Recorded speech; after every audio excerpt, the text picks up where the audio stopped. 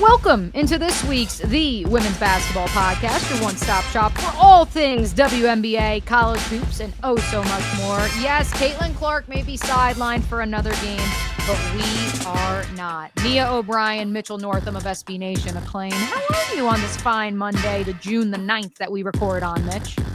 I'm good. Had some family in town this past weekend. Softball season's over. We got track and field championships this weekend. And of course, the WNBA season is ongoing. So kind of settling into summer mode here a little bit. But yeah, it's been good. Yeah, the NFL dead period is around the corner after mandatory minicamp this week, so I will be heading off on vacation. We'll give you guys kind of an idea of what our programming schedule is going to look like here throughout the duration of the pod because, hey, it is summertime. But summertime also means WNBA season is in full swing. Maybe that's why you're joining us for the first time here on the Women's Basketball Podcast. And we invite you to like, subscribe, OG Triangle Media, as well as here on the podcast network, where you're getting this podcast. And by the way, check out some of our previous episodes as well. But we begin, as we do each and every week, Mitch, with our Her of the Week. I have a winner of Her of the Week. I do have an honorary mention this week. Let's begin with this. In a world that is marred by the Angel Reese Caitlin Clark debate, even when Caitlin Clark is not playing. In a world where Aliyah Boston has finally arrived, Kiki Ariafen may win Rookie of the Year. What if I told you that this week's Her of the Week is another post player, in my opinion, someone who we still somehow don't talk enough about on this podcast and in the W space, probably as a whole, and that's the New York Liberty's Jonquel Jones. She is the only player that is averaging a double-double in the W 1 month into the season. Oh, by the way, she also plays for one of two remaining undefeateds, and one that is certainly clicking on all cylinders in the New York Liberty. So Jonquel Jones, this week's Her of the Week. What say you, Mitch? Yeah, Jonquel Jones has been awesome. Every time I think about Jonquel Jones, I think of that profile that Katie Barnes wrote about her at ESPN, which is really all about kind of the media's sort of tendency to overlook players like her. And yeah, I mean, she's been one of the best everywhere she's been throughout her career. This season she is second in the league in rebounding, 10.3 per game. She's seventh in blocks. 13.9 points per game. As you mentioned, the only player averaging a double-double right now, shooting north of 50% from two-point land, north of 42% from three-point land. Just steady, solid. And one of the reasons why, the Liberty are still undefeated 7 games into the season. Off air before we started recording this podcast, we were, of course, discussing, like so many in the sports media landscape today, the House settlement on Friday that has ensured that the NCAA will be able to essentially pay its players. And we were discussing the mid-majors and what this could do for an institution like Jonquel Jones's alma mater in George Washington. Mm-hmm. They could turn into, hey, let's pivot all of that $20+ million that we are being given towards our women's basketball program. Hypothetically, of course, maybe it's not GW, maybe it's Coastal Carolina or the Citadel that says, hey, you know what? We're going to become a women's basketball powerhouse, or we're going to become a swimming or tennis powerhouse, and we are going to allocate those funds there. And so as much as there's been so much talk about the Cinderella is dead on the men's NCAA tournament side, all 1 seeds in the Final Four. On the women's side, 3 1 seeds and a 2 seed. The 2 seed, by the way, ended up winning the national title. I think that it will be healthy for those mid-majors and allow for them to compete more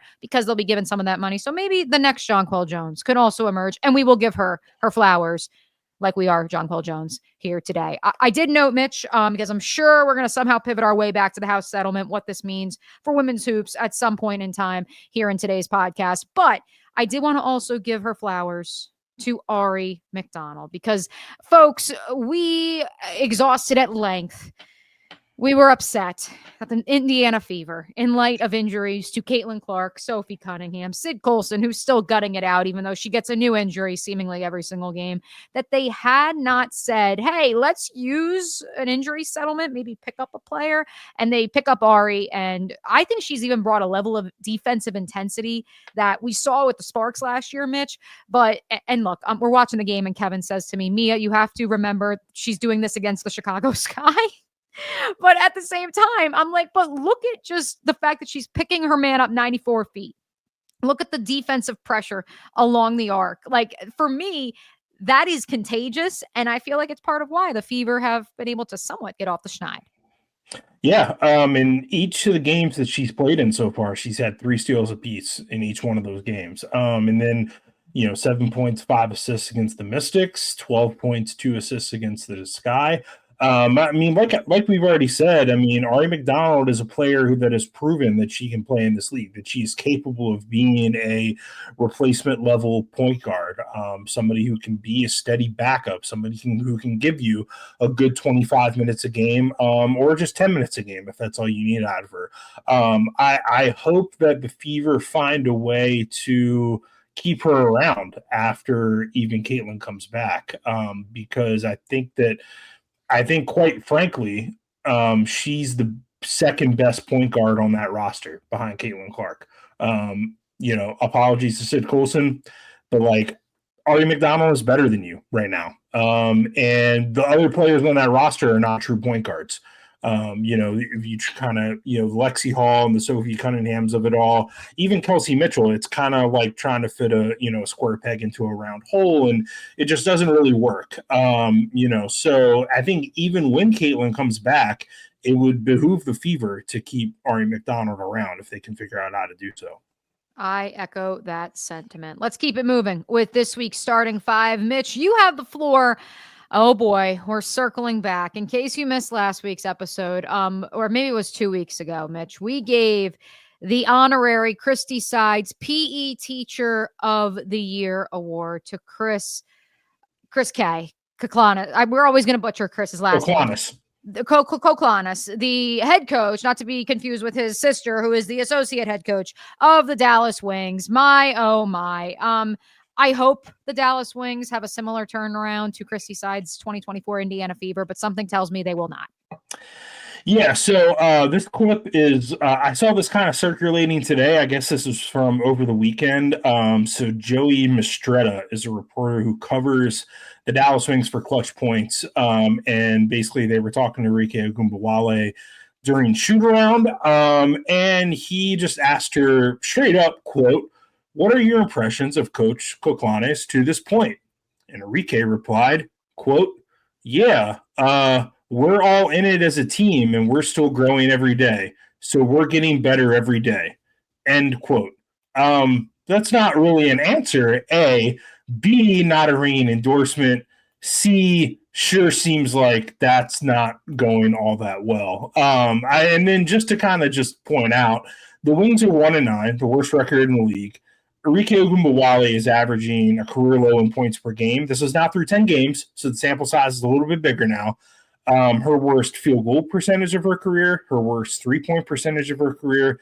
She also has a negative plus-minus for the season, as does Dejanay Carrington and Alyssa Smith. It's just not going well for the Dallas Wings. And when we get into another segment a little bit later, I will fire off a take about the situation between these two people, Arike Ogunbowale and Chris Koklanis. It's not going well. This is something that we alluded to kind of all preseason, that this was going to be a big question mark on if this was going to be able to work. And it sure seems like it isn't so far. 365 days ago, the Indiana Fever were also 1-9. They went on to make the postseason, or 2-8, in the same ballpark. Yeah. 365 days ago, Mitch, Arike Ogunbowale was second in the league in scoring. Mm-hmm. Both of those things are true. I believe both of those realities, or facts, I should say, from recent history, perhaps give some context to, okay, this is without Paige Bueckers for the last 3 games too. So you can't even make the argument of, well, Arike's adjusting to having to play off the ball more because now Paige is the one with the ball in her hands. No, Arike's had the ball in her hands the last 3 games, folks, and it hasn't gotten any better. And by the way, also the quote about togetherness from last week. How'd that turn out, Chris K? Yeah, it's not going well. I feel like every other day I get on Twitter and there's something new about the Wings, or something new about Chris Koklanis, or something new about Arike Ogunbowale. I also saw some clip of I don't know if this was like a vlog or some kind of video podcast that Dejanay Carrington or Courtney Williams does, but they were like sitting in a hotel room together, and Dejanay Carrington said that the locker room is great and there are no problems in the locker room. And I don't believe her. I don't believe everything's going great. Maybe there's no actual beef. Maybe there's no actual problems. But like, I can look on the court and tell you that things are not going great. Like there's something missing with the roster there. I don't know. I don't know that there's actual like animosity or like any actual beef. Right, maybe the locker room is hunky dory, but yeah. Right, because Tierra McCown storming off, that wasn't in the locker room, Mitch. That was on the floor. Fair. That's true. That's true. That was not in the locker room. The locker room's fine. It's everything that's going on in between those white lines, black lines of a court. Like that's where the issues lie. Speaking of a team with issues, number 2 in this week's starting 5. Oh boy, I don't even know where to begin, Mitch. Let's just start with this. Final score. The expansion, Golden State Valkyries 95, 2-time WNBA champion Las Vegas Aces 68. A quote from Becky Hammon following the 27-point loss. Quote, "It's us being soft mentally and letting people punk us and whining instead of buckling down and saying, okay, if that's what it's going to be, let's go. I'm not going to coach effort. It's one thing I can't deal with. You are in charge of your effort. I've never been a coach to pull for mistakes, but I will pull for effort." What is going on in the desert, Mitch? I think that they are. I will get into this one a little bit later too, but I think that it was a mistake to trade away Kelsey Plum. I think that Jewel Lloyd is not really fitting in well on that team. Jackie Young is also not playing well recently. And they still have not solved the problem of like the true center. Elizabeth Kitley played 8 minutes in this game, but did not attempt a shot. Kaya Stokes played 12 minutes and did not attempt a shot from the floor. I don't really know what's going on there. They're asking Asia Wilson to do a lot. There's them in every statistical category, by the way: points, rebounds, assists, steals, blocks. I get she's the best player in the W, but like something's got to give here, because if this is a super team, one player shouldn't be leading you in every single statistical category. Right. Like if you want to liken, sort of Asia Wilson to LeBron James, like LeBron James was the best player on those Miami Heat teams, but like he had help. He had Dwayne Wade and Chris Bosh and, on and on and on, and Ray Allen and whatever. It just feels like right now the other pieces that the Aces have aren't really stepping up and playing to their full potential. I think that they maybe need to make a move to solve that problem. I look at Jewel Lloyd and Jackie Young in this game, and they went combined 2 of 14 from the floor. That's not great. Chelsea Gray had 3 turnovers. That's usually not like her. How many assists? Because I got a stat on that. One. Yeah. And then, on the other side of this, though, I think the Golden State Valkyries are starting to maybe figure some things out in terms of just like, hey, the cream is sort of rising to the top, and like we figured out what our rotation is sort of going to be. Like Kayla Thornton is playing really well for them. Monique Billings and Kate Martin and Veronica Burton all have sort of seemed to find their role. Veronica Burton with 12 assists in this game, by the way. Just an awesome performance from her. You get double-doubles from Kayla Thornton and Monique Billings. To do this against the Aces, I think is probably a little bit of proof of concept for the Valkyries and their coach and what they're trying to do this season. Again, like I don't think in the long term, like I don't think they're a playoff team. But as an expansion franchise that is brand new, you got a brand new coach, you got this brand new team. This is probably a confidence builder for them, and should go a long way. First 20-point double-double of Thornton's career. Kate Martin with a meteoric, we'll call it, 12-point second quarter performance. Kind of a revenge game, of course, for her. We've made so much of the Kelsey Plum revenge game series. This is a revenge game for a player that the Aces, if only through their actions, deemed dispensable. And now perhaps they're lacking that glue. And I think that there will be an argument very soon. Again, to your point, Mitch, and I'm curious to get your response. If you're the Aces, is this theoretical move to push the chips further to the middle of the table? Or is it to say maybe we do need to kind of take a step back, trade away some pieces and reload this thing? Because that was the whole point in drafting Kate Martin was we're going to slowly be rebuilding this into a younger roster. We'll wait to get those premier pieces that will one day step in for Chelsea Gray, that will one day eventually, if she, ever loses her peak form, step in for Asia Wilson. Like, we'll get to those players, but we want there to be a supporting cast. And you could make the argument by trading away assets and making players available in the expansion draft this past offseason that they basically said, no, we're good with what we have. Our 4 pillars are great, and all the ancillary pieces will be what they'll be. Yeah, I think they're figuring out that maybe Kate Martin was what they needed from a backup guard more than what Dana Evans is giving them. And I think they're figuring out that maybe Kelsey Plum is better than Jewel Lloyd. And maybe like in that, situation, like she's just a better fit for what they needed. Like in terms of scoring, I mean, last year, Kelsey Plum scored 17 points per game for the Las Vegas Aces. This year, Jewel Lloyd is scoring 9. So, I mean, that's a big drop off. And you wanted to just kind of plug and play and sort of replace those players. And I don't think you really needed to do that. I think there was maybe like a knee-jerk reaction to reshuffle the roster after they finished last season. But the way things are going right now, I mean, they're not going that far in the playoffs with this roster. I think a step back and a reassessment and maybe a reshuffling needs to happen with the Aces. I promise that we are not all doom and gloom on today's episode, folks. Although we do have one more sad note to hit in this week's starting 5. Courtney Vandersloot, ACL tear. Mitch, you've got 2 things on this. Obviously, our thoughts and prayers are with one of the most tenured players in the W, but this one, to me at least, feels like a career ender. What say you?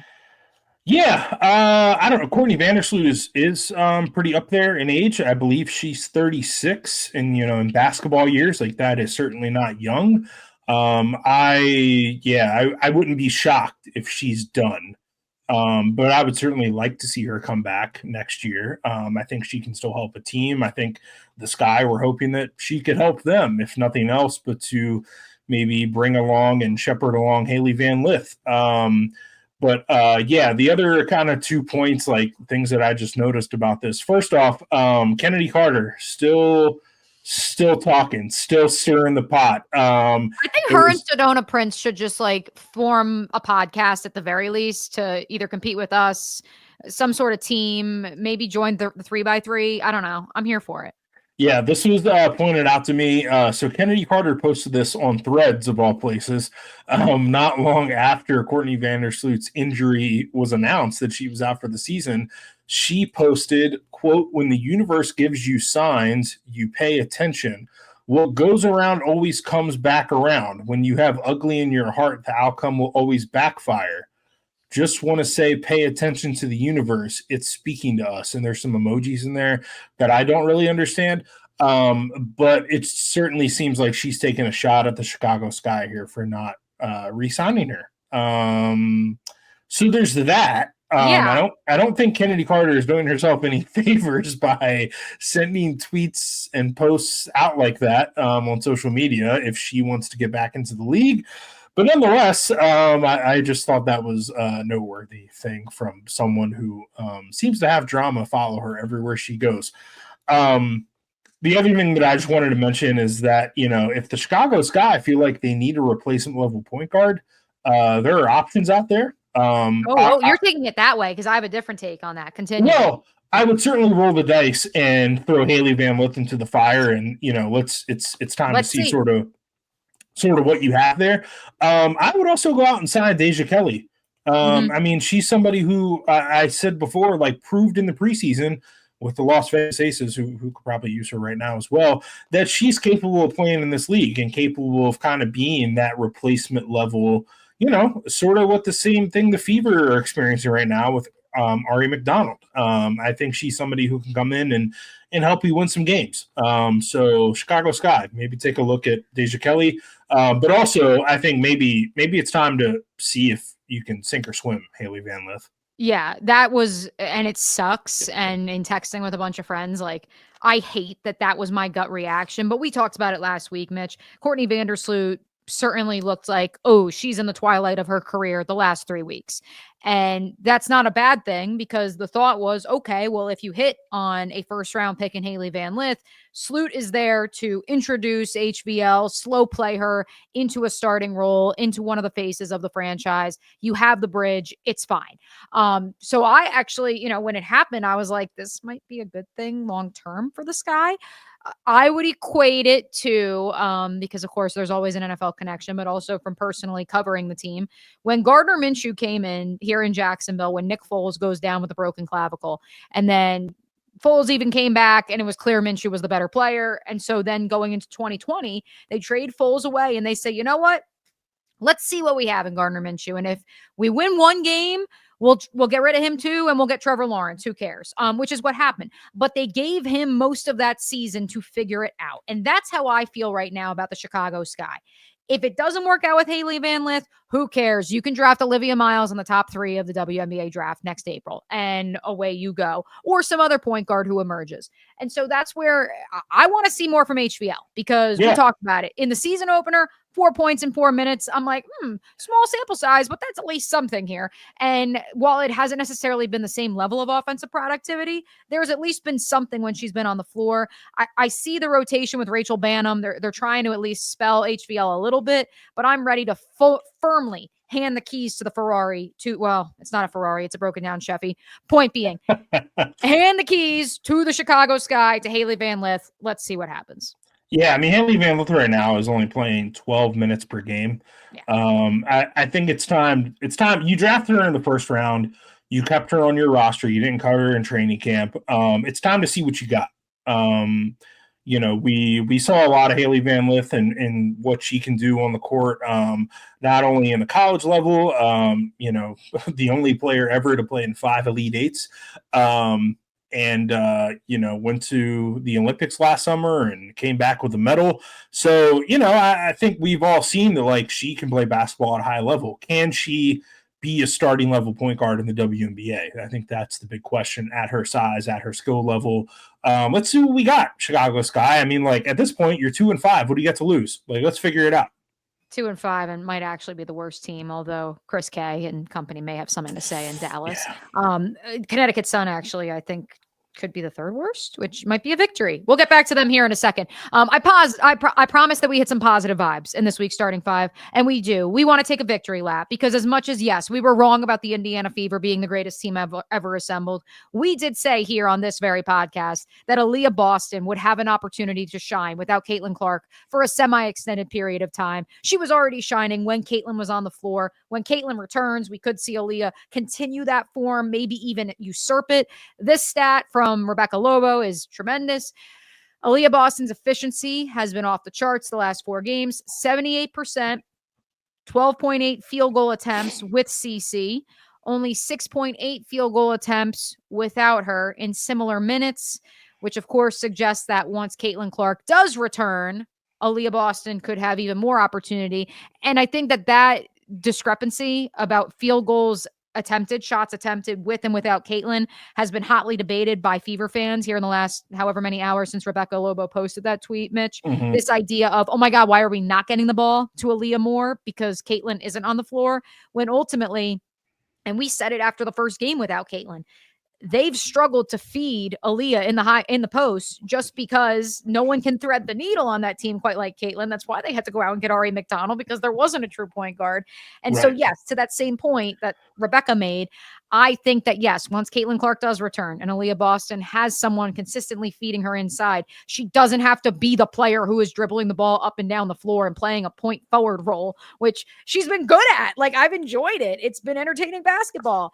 But at the same time, I think that she will have a larger sample size that we can continue to peruse at, look at, enjoy, and we can firmly say on this June the 9th, and I hope I'm not wrong in a month or so, I believe Aliyah Boston is a top 15 player in the WNBA as of right now here in the 2025 season. Yeah, I think that she's on her way to making like an all WNBA team this season. You mentioned, a lot of the stats and stuff. I mean, yeah, she's has the best field goal percentage in the league right now. It's 66.7%. That's an insane number. I mean, shooting, basically 67% from the floor. She's fourth in blocks. She's scoring well. She's rebounding well. She's doing a little bit of everything at an incredibly high level. She's also fourth in the league in PER, which is, just an overall metric that kind of shows how good everybody is. I mean, a couple of the only players in front of her are Nafisa Collier and Brianna Stewart, just to kind of show you the kind of company that she's keeping right now. And I expect that when Caitlin comes back, I think this is going to continue. Like you mentioned, like there's nobody quite like her in terms of like the passing vision and stuff, who can zip the ball into the post and, get Aliyah an easy look at the basket. This is awesome for her. I love watching Aliyah Boston play. I mean, she is like a real traditional, like, throwback type of post player, like who can, back to the basket and the whole thing. She's a great player, and then she's right now enjoying the best season of her career so far. Caitlin Clark will be out of Tuesday's matchup in Atlanta against the Dream, but they are ramping her up per head coach Steph White, who is back with the team after missing this weekend's contest in Chicago. Let's wrap this week's starting five, Mitch, with a little foray into the college game, and not on the NIL front or the transfer portal front. I love it. Yeah. We've starting to get some schedule news kind of leak out and announced and all that fun stuff. I reported today over at SB Nation that there's going to be an event in Las Vegas featuring North Carolina, UCLA, and USF and Fairfield. They're going to play in basically a 2-day event at Michelob Arena. That's where the Aces play in mid-November. Not quite that feast week, but kind of the week before that. Basically, you're going to have a matchup between UNC and UCLA, two of the kind of signature programs in the sport. And then you're going to have a Fairfield USF game, two of the best mid-major squads of recent years. And then you'll have UNC versus USF and Fairfield taking on UCLA. So that'll be a really fun couple of games. Also, I was told that those games will be on ESPN platforms, so you don't have to get Flow Hoops or Baller TV to watch those games. USF has also announced some other games. They're actually going to host South Carolina, Duke, and UConn this year in Tampa. So the Yingling Center down there probably going to set some attendance records. Some pretty big crowds coming in to see Jose Fernandez's Bulls. We got schedules coming out, which is always fun for me, just to kind of look ahead to the schedule and kind of start to put my schedule together. Some fun games coming up this season. I love it. I will be in Las Vegas for the men's Hall of Fame Classic tip-off because the Jacksonville Jaguars play the Raiders the day before. So the Florida Gators on the men's side, but that is an exciting field. Two of the better mid-majors in the college ranks, as well as two teams that could be on their way to Final Fours, maybe, possibly, in the 2025-2026 season. So we had an honorary Her of the Week. We have an honorary Beef of the Week before we get to What's the Beef, Mitch. This is our second Instagram Threads reference of the show. Don't say that we don't follow Threads. I did want to quick point out as we wrap this week's starting five, Draymond Green is out here posting on Threads as well. Him and Kennedy Carter should really link up. He posted over the weekend, quote, "The Sky play a very bad brand of basketball." Thank you, Draymond, for contributing to the discourse of the W, especially via the app known as Threads. I enjoyed it. It was delightful. I just was like, thank you, Draymond. Thanks for sounding off, man. Yeah, I don't disagree, which is not something I say often about Draymond Green's takes, but Yeah, the Sky haven't been fun to watch. Yeah. Noted. That it's just we've exhausted it at this point on this program. The proof of concept, the roster construction, yada yada yada. Go back and listen to a previous episode if you want our take on the Chicago Sky. This is a topic that we have not spoken about, Mitch, and it's the beef. And it's not one of our funny haha Draymond Green beefs. Break it down for our listeners who maybe because they're locked in on another WNBA team have not been paying quite as much attention to the situation in the Pacific Northwest with the Seattle Storm. We could take it all the way back if you would like to the trade of Jewel Lloyd. Is that a good starting point, or how far back do we need to go? Yeah, so I guess it starts with the Joel Lloyd trade request. And then last week there were sort of these like dueling reports about they were being investigated by the league, and then they weren't being investigated by the league, and then there was a complaint from a player who alleges that an assistant coach directed profanity from them, which I gotta be honest with you, like my reaction to like that specific bit of info, that like this apparent investigation was over cursing at a player, just like based on my time around teams and stuff and practices, that happens. And I think there's different points. Like, is the profanity at the point where you're sort of just using colorful language to illustrate a point or motivate, or are you engaging in bullying and name calling? I think that's where, like, I don't think profanity is the problem. I think it's the context in which the profanity may or may not have been used in the situation.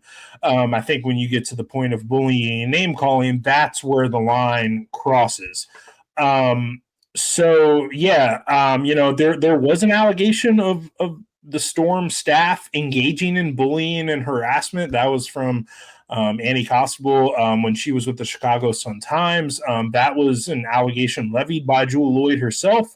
They also had a player request a trade, the Lee Euro. I probably just butchered her name, and I'm very sorry about that. The forward, she requested a trade. She elaborated a little bit further. This is to Percy Allen of the Seattle Times. She came to America for only one reason, to play basketball. This team is really perfect.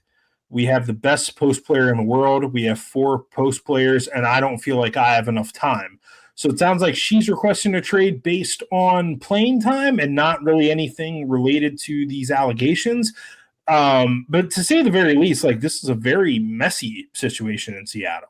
So when she says the best post player in the world, that's of course the first thing that jumps off the page. Is she referring to Nneka Ogwumike, who I was going to introduce into this conversation because, oh, wait for it, folks, she's the president of the WNBA Players Association. Indeed. So stick a pin in that one. We'll circle back. Or is she referring to Dominique Malonga, the number 2 overall pick in the WNBA draft, the sensation out of France, the female Victor Wembanyama, if you may, who really hasn't played all that much up to this point, or to the very least to the extent that we would say, oh my goodness, she is the best post player in the world? Yeah, I think it's probably, maybe she's just paying respect to Nneka. But yeah, they do have Dominique Malonga. I'm not sure. This is a really sticky and messy situation there in Seattle. I don't really know what to make of it. And as you said, like the one of the big kind of things there is, Nneka Ogwumike is the president of the Players Association, and has had a prominent role in that association for a while. But yeah, last week there was just a whole lot of mess. Reports from Christina Williams, reports from Annie Costable. I'm not sure. I'm not really sure what to make of it. I think this might be kind of one of those situations where, like, we just kind of have to wait for more information to come out. It doesn't seem like anyone has really been punished so far. I don't know that any lawsuits have been filed. Whereas, we had that situation with the Las Vegas Aces with Arike Hamby suing them and all that stuff. But yeah, very messy. It's certainly beef. It qualifies as beef. And that's why it's this week's What is the beef. Before we get to the main event, I do want to tell you guys about our friends at the Sports Podcast Festival right now, Mitch. First, well, actually, before I even tell you about the exciting promo code that you can use to get a very special deal at the Sports Podcast Festival at the Rialto in the Triangle, why don't you tell the folks, give us anecdotally what the Sports Podcast Festival is all about? The Sports Podcast Festival is a festival of the best sports podcasts. We had it last year for the first time ever during week 0 of the college football season at the Rialto in Raleigh. We had Ovius and Giglio there. We had Hand in the Dirt. Michael Felder took his shirt off. And then we had the Shutdown Fullcast crew, where I believe we talked about there was a disaster. If you're familiar with the Shutdown Fullcast, they do the disaster episodes. I want to say we talked about like gas station disasters. I know at some point Spencer Hall was sampling gas station foods with friends of Ovius and Giglio at the Breeze Through, but it was a really fun night. We had home field there. Rialto had the bar open. We had food trucks there. It was awesome. It was a really fun time, and a really cool chance to kind of get to know some of your favorite podcasters. And Ovius and Giglio had a couple special guests, and that was cool. I believe Debbie Yao joined the show during that time. But yeah, really fun time. And, this year we got some new podcasts involved with Split Zone Duo coming in and Big Screen Sports with my friend Caroline Darney. That's just the name of the podcast was escaping me. But yeah, it'll be a really fun time.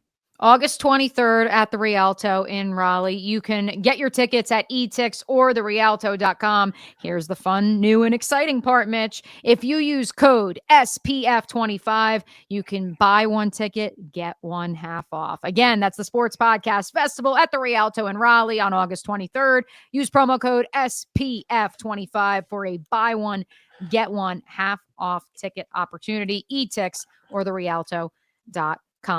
It is time for the main event. I got a couple questions for you on this fine Monday, Mitch. 3 big questions. We're going to play a little hot or not rate your take. I got to workshop what we're going to call this, but it is the main event on today's show. And it's a series of questions that I have for you. I will also respond myself. My first question. Who or what is your hottest player take almost 1 month into the WNBA season? Paige Bueckers will not win Rookie of the Year. Is it a hot take, though? Because I tend to agree.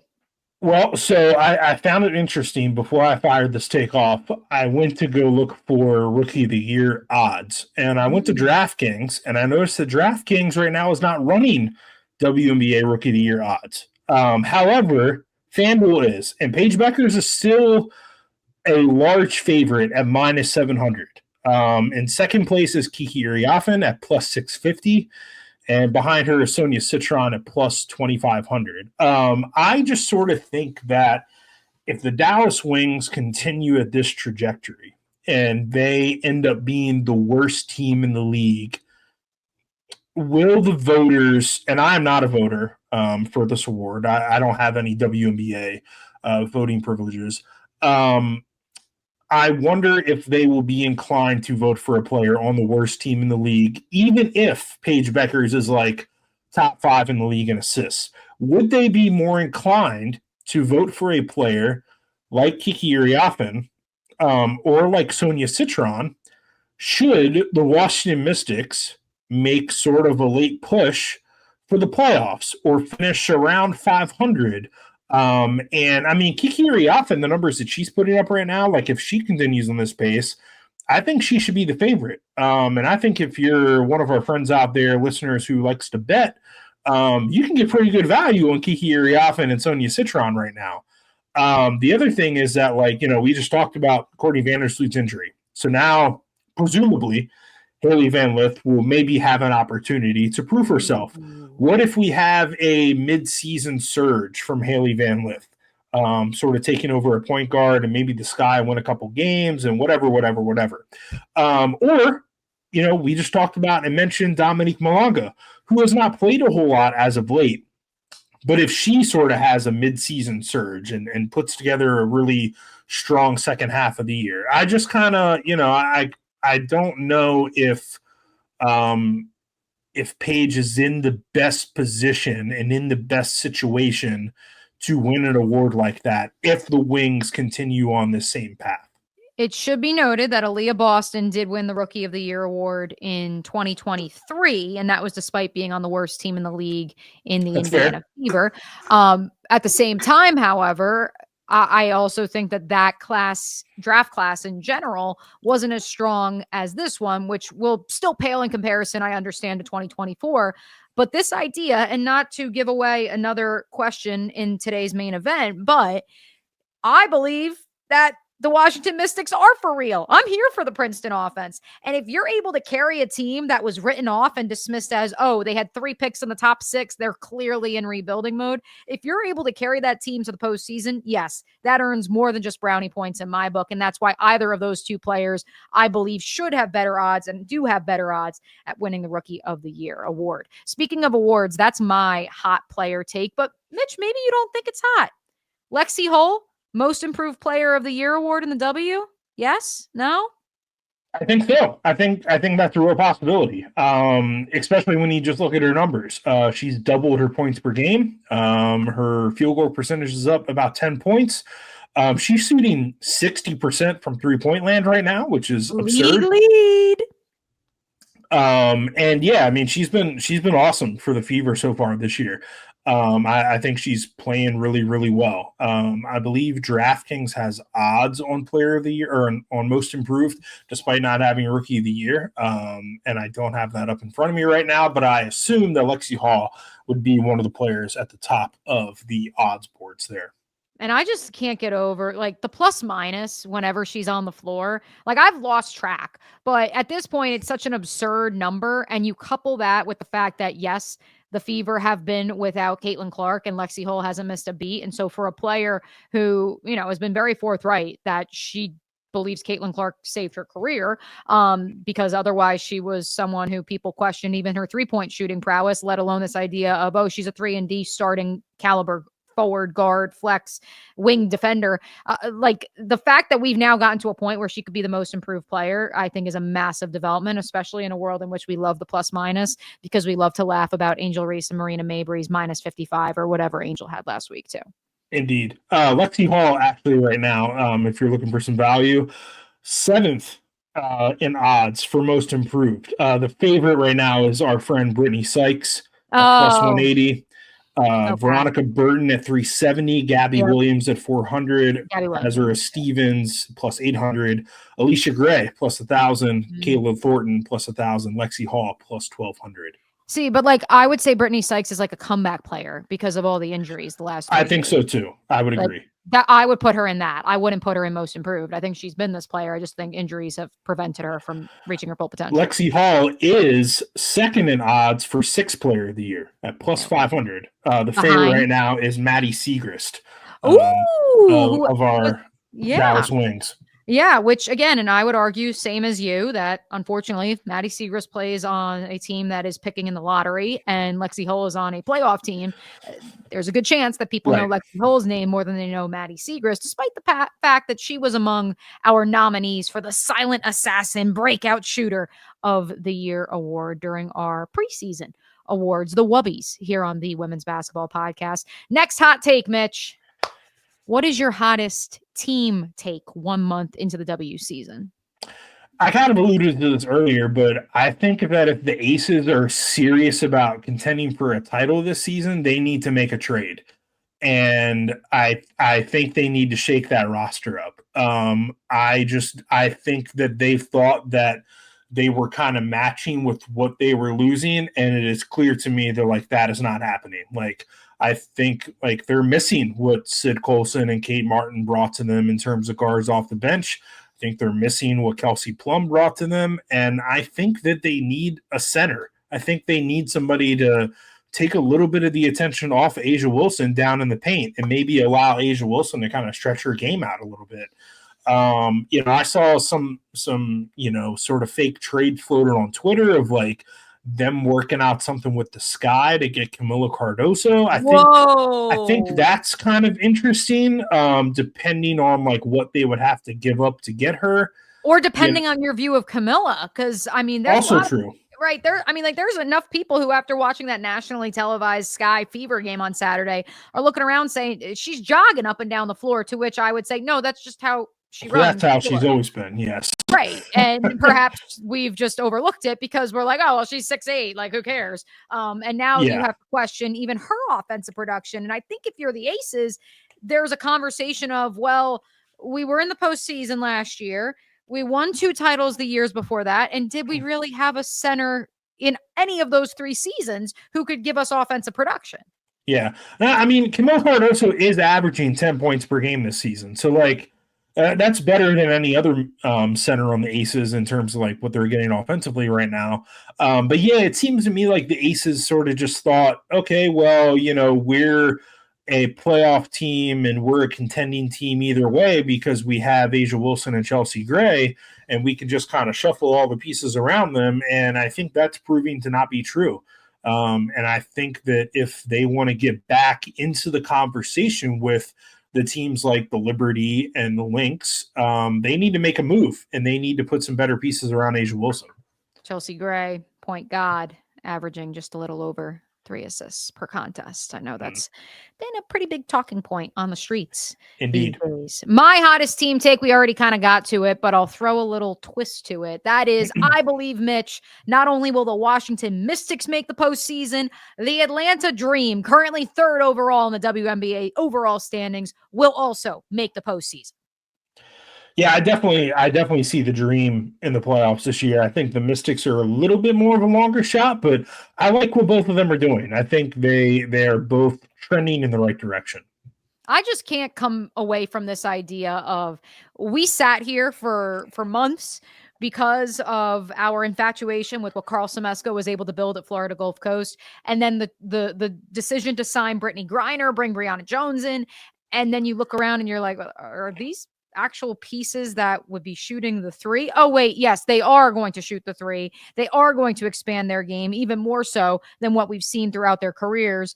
They bring in a player like Alicia Gray, and even though Tiana Pau is really the only, like, you look at their roster and you say, oh, that's the 3-point shooter, and that's the first player drafted under Carl Semesko, they still have found that offensive production from beyond the arc, and I've just been wowed by not only that production from 3-point land, but also what they've been able to do, that staff, for Ryan Howard, and really starting to put it together in 2025. By the way, I think I told our listeners in our WNBA preview show to take a look at Ryan Howard as someone to lead the league in 3-pointers made. She is currently 2nd with 23. Ooh, so, I like the way you think, Mitch. Just saying. I like the way you think. I might have called that one. One more. We already took our victory lap for Aliyah Boston, so you're totally allowed to. One more, and I think this is a good place to end this week's main event. What is your hottest storyline 1 month into the WNBA season? It's more of just a prediction. Yeah, mine is too. That and I already sort of alluded to it, but I think by the end of the season, one of these people will not be a member of the Dallas Wings anymore. Arike Ogunbowale or Chris Koklanes.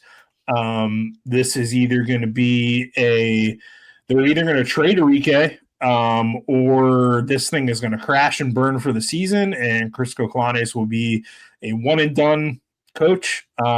Which is something that is not uncommon in the WNBA. We've seen a lot of coaches get fired after one bad season. So I think that we're heading in that direction with the Dallas Wings. I mean, we have 7 new coaching hires this past off season. Was it 7 or 8? Did it end up being? There's a lot. I think it was 7 plus Natalie, because it was a new franchise. Sure. Yeah. I think it was something like that. But it is of note that in the current WNBA standings, Mitch, the bottom 4 teams all have first-year head coaches as of this writing. Indeed. And that kind of speaks to maybe why there could be a longer leash in Dallas. But ultimately, again, while we may hear from Dejanay Carrington that there are no issues in the locker room, there's issues on the court. And the game, while yes, the locker room is important, the game is won on the floor. Yeah. And my thing with, the Connecticut Sun is, like, at least they're like kind of fun, and they're young and they're trying stuff, and like New stuff.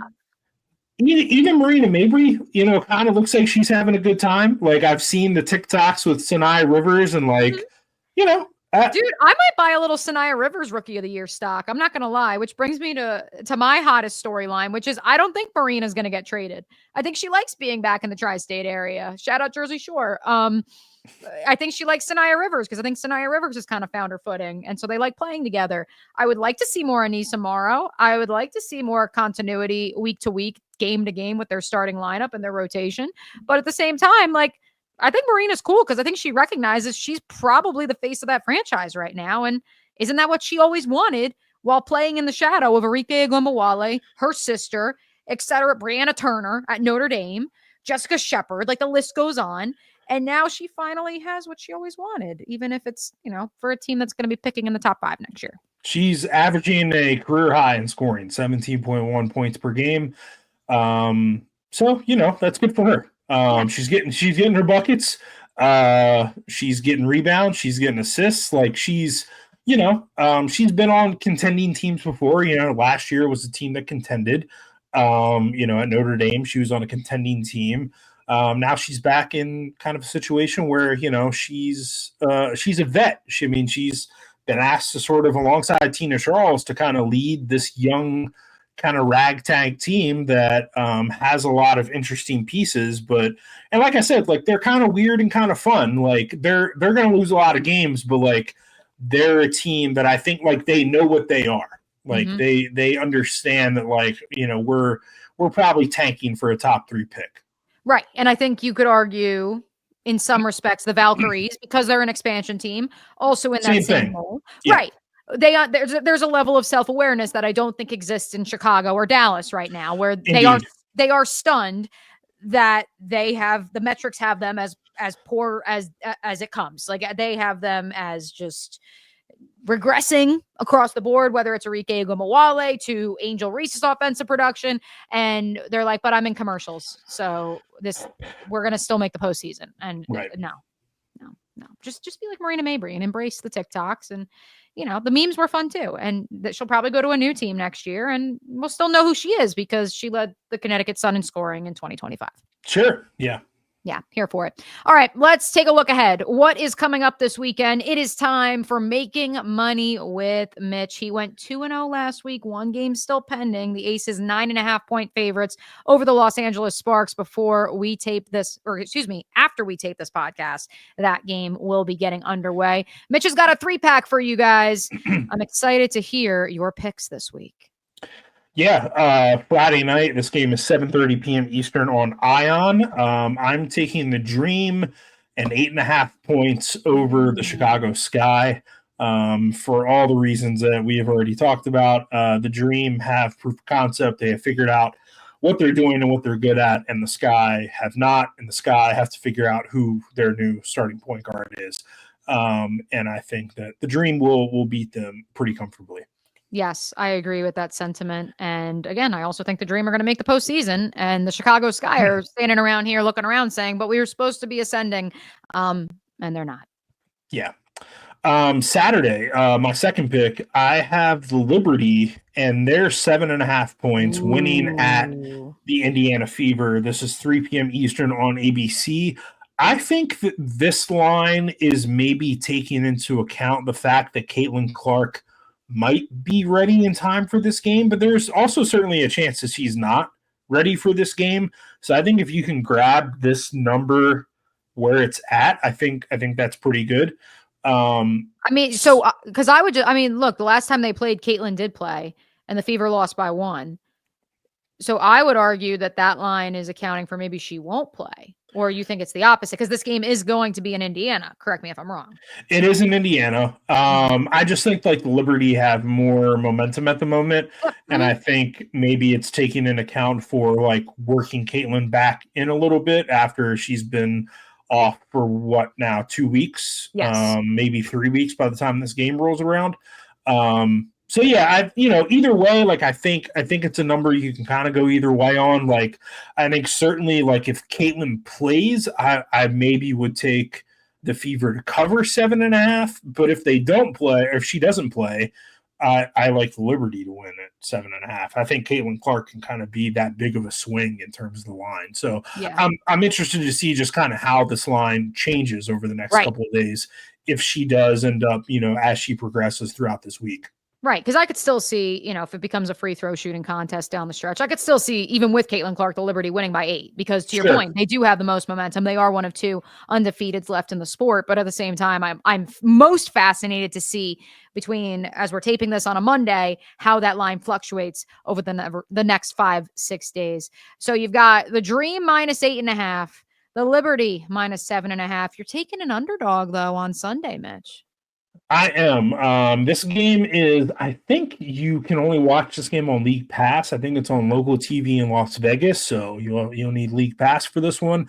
But I'm taking the Mercury to cover 6.5 as the underdogs at the Las Vegas Aces. I just, for all the reasons that we've talked about, I don't really trust the Aces right now to win comfortably against a Mercury team that I think is pretty good. They've kind of been up and down, win one, lose one, these past couple games. But they're 6-4, playing pretty well in some spurts, Alyssa Thomas doing Alyssa Thomas things. Satsu Sabley's playing really, really well. She's averaging 20 points per game right now.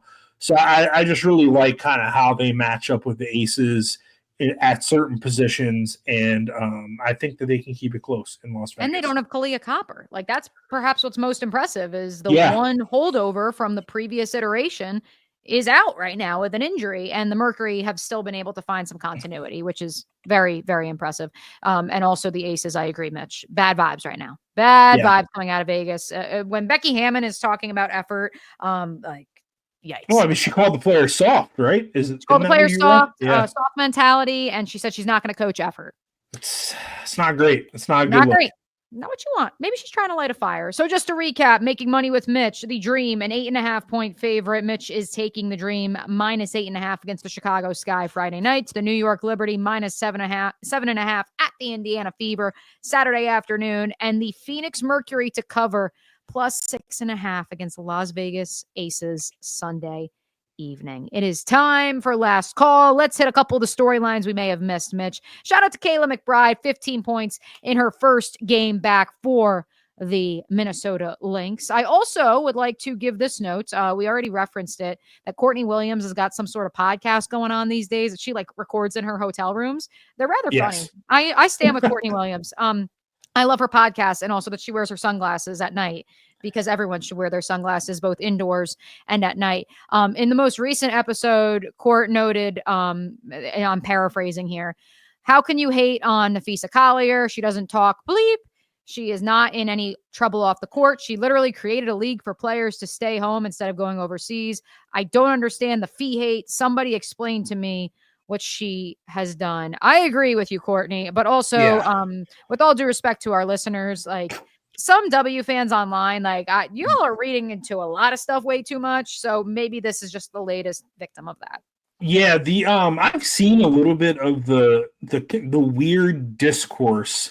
I don't really know any other way to put it around Nafisa Collier, and basically all stemming from people saying she should be in the MVP conversation, which she actually absolutely should be. But then people just it goes too deep, and then we have to talk about all this other stuff that doesn't really have anything to do with her playing basketball at a really, really high level, at an MVP level. And I don't get it. W Twitter and W Blue Sky and W Threads, as we've talked about, can go to some weird places sometimes. And sometimes I just it's not that deep, and we just need to kind of rein it in and maybe talk about basketball and what is actually happening on the court in front of us, because that's what determines MVP last time I checked. So Nafisa Collier is in that conversation. Yeah, I think she should be the front runner. And if we're not going to talk about what's on the court, and if we want to talk wholesome, I'm going to end at least my part of last call, Mitch, with a 3-pack from Aliyah Boston, because we need to bring good vibes, and no one brings more good vibes than Miss Aliyah. Have you seen the Zillow commercials that she's doing on social with her mom, looking for her first house in Indiana? It's adorable. If you haven't found them, go watch the Zillow hunt. I need to know if Aliyah has found her house yet. Please, someone in the comments, please let us know if Aliyah has found her house. I also would like to shout out Aliyah's mom, because someone tweeted out at Ken Swift, our poor Aliyah is going to start this game off with 2 fouls before she ever steps on the court, with regards to, of course, the officials perhaps, having a little bit tighter of a whistle when it comes to one Aliyah Boston, to which Aliyah's mom responds, "This will not be her portion in Jesus, amen."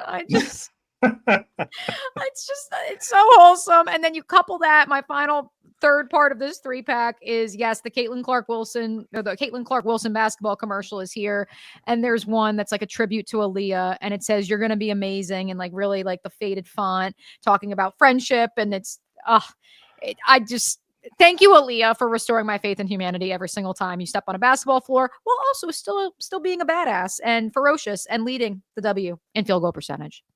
Yeah, shout out to Aliyah Boston. Yeah. All I got is, I just wanted to mention a couple of things over at SB Nation. Last week, I wrote about Caroline Ducharme's journey of battling concussions. She had several of them in basically a 22-month span that really derailed her career at UConn. She went down to this clinic at Florida and really, got back to herself and figured some things out. I talked to her mom, I talked to her parents, I talked to her doctor, and wrote a story about that over at SB Nation.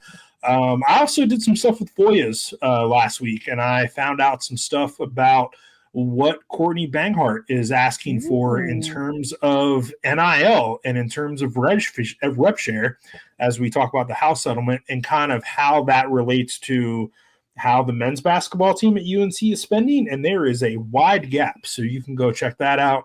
I also wrote just a little post about Maya Lesnar. You may know her father, Brock Lesnar. Yes. Maya Lesnar is one of the best shot putters in the country and is competing at the national championships in track and field this week. So that's all over at SB Nation. I love it. I love it. I mentioned that we'd have a programming update for you guys. We will be back next week. Rest assured, I will be on vacation Monday, but we should have a new episode in your inbox, wherever you get your podcast, by next Wednesday is the hope. Things will get a little wonky from there, but we promise we're going to do our best to still get one podcast per week. Sometimes that'll be the two of us together. Sometimes it'll be one of us and a guest, but the women's basketball podcast rolls on. We have you covered throughout the summer, throughout WNBA season. He's Mitch. I'm Mia, saying we will catch you next week. Deuces.